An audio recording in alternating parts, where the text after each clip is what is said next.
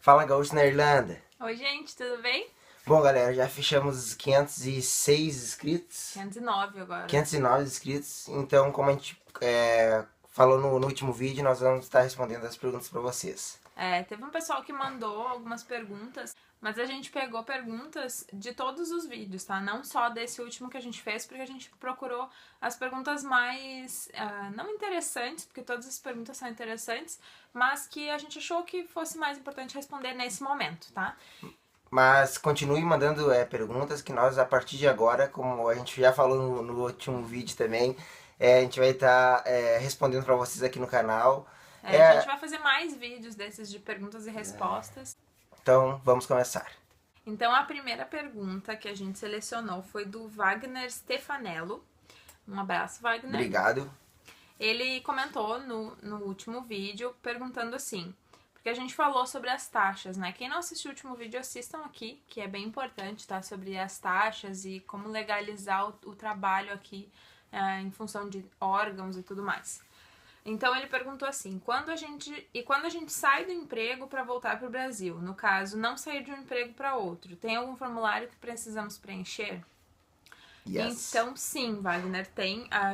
Eu até falei e respondi para ele que a gente não sabia no momento, mas a gente iria se informar.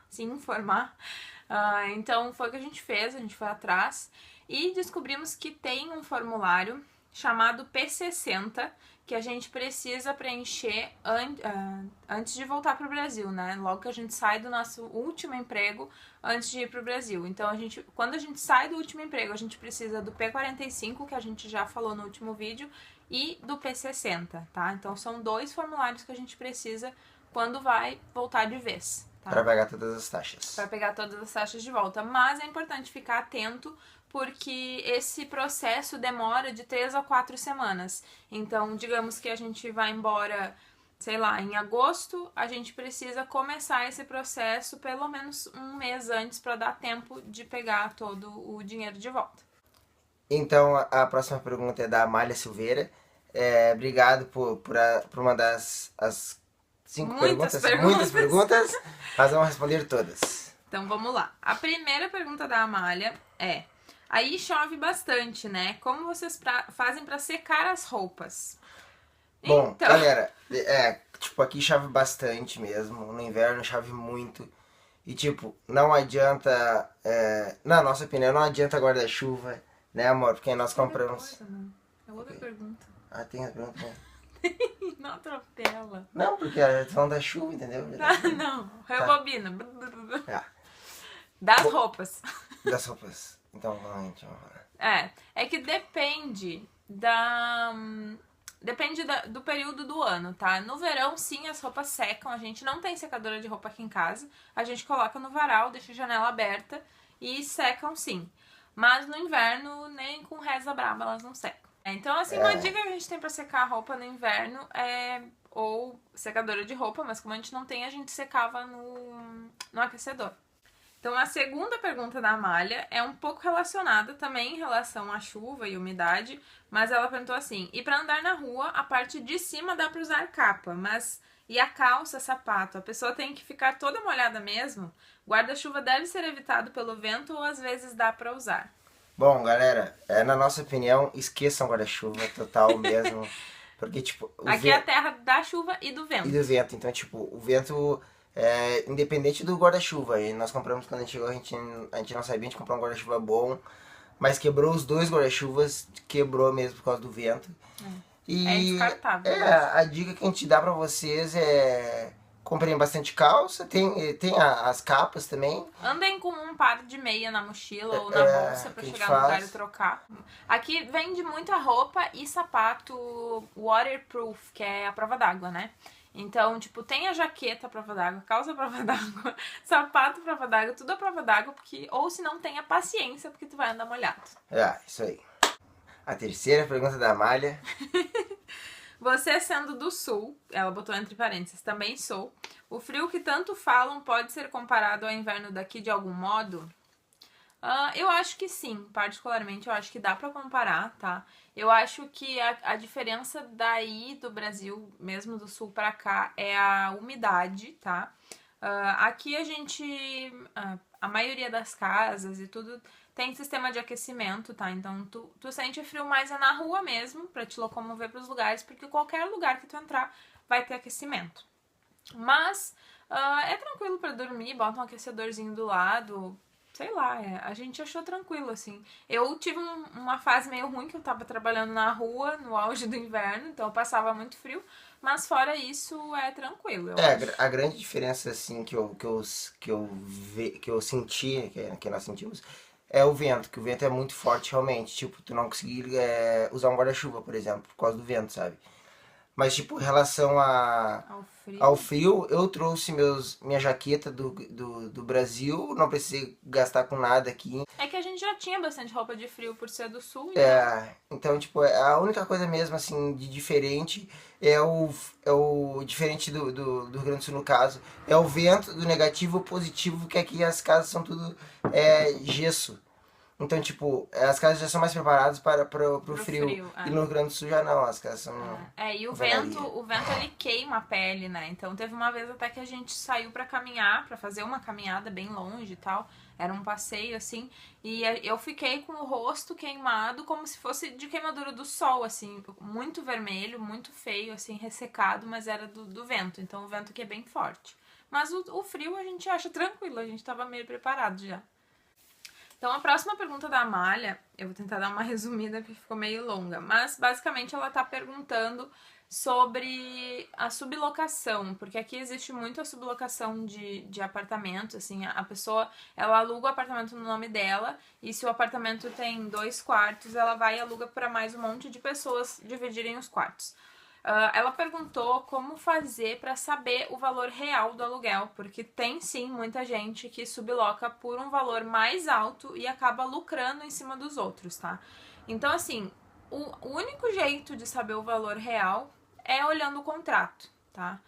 Vendo qual é o valor do aluguel que está no contrato e sei lá, pedir pra pessoa que paga o aluguel, se ele paga por depósito, pedir para ver o comprovante, talvez. Outra coisa também que ela perguntou, já vou emendar aqui aproveitando o gancho, ela perguntou sobre o valor médio de acomodação. A gente também já fez um vídeo sobre isso que eu vou linkar aqui, então assistam o vídeo. Mas o valor médio de acomodação ele é em torno de 250 a 300 euros por pessoa, tá? Ela tinha comentado aqui no comentário dela que passaram um valor de 600 euros, mas isso nunca, tá? Isso é um valor absurdo. Pra nós, como casal, tudo bem, seria um valor aceitável. Mas é de 250 a 300 por pessoa. Tipo, eu vou um pouco mais além. Eu acho que 250 é barato, tá, pessoal? Dá pra dizer que é barato. E tu vai daqui a pouco, tu vai pegar por 400 também. 350 já fica um pouco mais caro. Então, a próxima pergunta também da Amália é: qual o melhor período para estudar em relação a conseguir um trabalho depois? Qual a preferência dos empregadores? Bom, galera, eu tinha uma opinião há um mês atrás, agora já tenho outra, então pra vocês verem que tipo, é muito relativo. Nós chegamos em outubro aqui, no invernão, amanhecia às 9. Amanhecia não, né? Porque o sol, acho que ele não. Amanhecia, não? Amanhecia às 9 e 4 horas da tarde já tava meio que escuro. Então, tipo, esse período é bom de outubro a abril, que nós estudamos, né? Pra te só estudar. Pra te arrumar emprego, na nossa opinião, nesse período é um pouco mais difícil. Agora chega o verão, a partir de maio, aí as nossas aulas já terminaram em abril, então, tipo, tu pode trabalhar full time. Então, um verão, com certeza, é mais fácil de tu arrumar trabalho. Arrumar trabalho. Em relação ao horário de aula, sendo de manhã ou à tarde, a gente acredita que seja melhor estudar de manhã.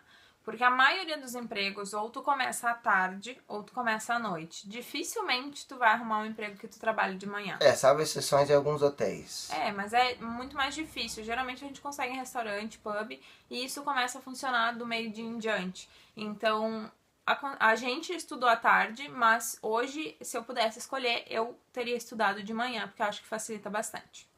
A próxima pergunta é: vocês poderiam falar sobre academias? Bom, galera, a gente não é um casal Casal fitness. fitness. Eu jogo bola toda semana, mas academia a gente não... A gente não sabe. A gente sabe que tem um plano bem a gente bom, sabe né? que gira em torno de vários valores. Tem academia, é igual no Brasil, tem academia de tudo que é preço. Tem academia que tu vai pagar, tipo, 200 e poucos euros pelo ano inteiro. Tem academia que tu vai pagar 50 euros por mês. Então varia muito. Tipo, isso a gente não tá muito apropriado a gente não pode falar muito, não. E ela também pediu pra falar sobre consultas médicas. Tipo, ela especificou aqui ginecologista pras meninas. A gente também nunca consultou médico, mas a gente sabe que aqui tu não tem como ir direto no especialista, por exemplo, num ginecologista. Tu precisa primeiro passar por um clínico geral, que é que eles chamam de GP.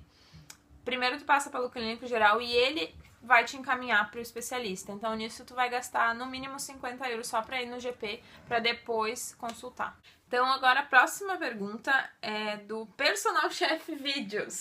Deve ser um canal dele também. Um abraço, obrigado pelo comentário. E ele perguntou assim, porque a gente falou no último vídeo, o Felipe comentou que no trabalho dele, como ele não tinha o PPS no primeiro período, ele não estava recebendo. E aí ele perguntou, no caso, o empregador que não paga sem PPS, ele paga os dias trabalhados assim que você recebe o PPS? Claro, paga tudo certinho, paga todos, tipo, no meu caso eu fiquei 3 semanas sem receber porque eu não tinha PPS. E daí, tipo, quando eu cheguei com o número do PPS, na semana seguinte ele já me deu todo o valor. O acumulado, O né? acumulado. Então paga sim, é proibido ele não pagar, é contra a lei, né? Se trabalhou, tem que receber. Isso aí. Bom, galera, uma diquinha também bem importante. Controlem os horários de vocês também, tá? Isso é uma dica muito importante que eu dou pra vocês. Porque no nosso caso, no pub onde o Felipe estava trabalhando e onde eu trabalho, a gente não tem ponto eletrônico. Então a gente anota os nossos horários pra depois conferir. Então, só uma dica. Então a próxima pergunta é do Alan Andrade. Um abraço, Alan. Ele perguntou, gostaria de saber como é feita a comprovação dos 3.000 euros na imigração. Bom, nossa, foi um tanto engraçado, né? Porque nós trouxemos numa bolsinha dentro da calça. Sabe aqueles porta-dinheiro que a gente vai dentro da roupa, assim? A gente trouxe naquilo, 6.000 euros. 6.000 euros. Aí a gente teve que tirar pra fora. Quase tirar uma roupa lá na imigração. Mas é tranquilo, tipo, ela nem conta também, ela só pegou... Ela só pediu pra ver. Abria a nossa pochete ali, com dinheiro ali, ela viu as cuecas, calcinha, tudo. Ela viu que a gente tinha dinheiro, mas não viu quanto. E pra quem traz no cartão, no VTM, que é o Visa Travel Money, é bom trazer o extrato do VTM junto, tá? Pra eles verem que tu realmente tem aquele dinheiro no VTM.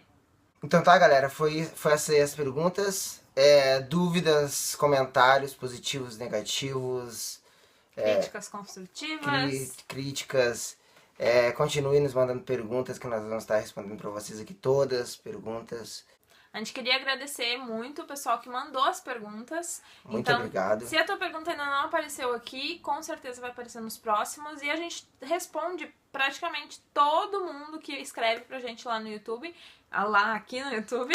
Então mandem perguntas que mesmo que não entrem nos vídeos, com certeza a gente vai responder a dúvida de vocês. Se gostaram desse vídeo, dê um like. Se não gostaram, não precisa dar um dislike, que não é muito bom pra nós. Boa semana pra vocês. Fiquem com Deus e até a próxima.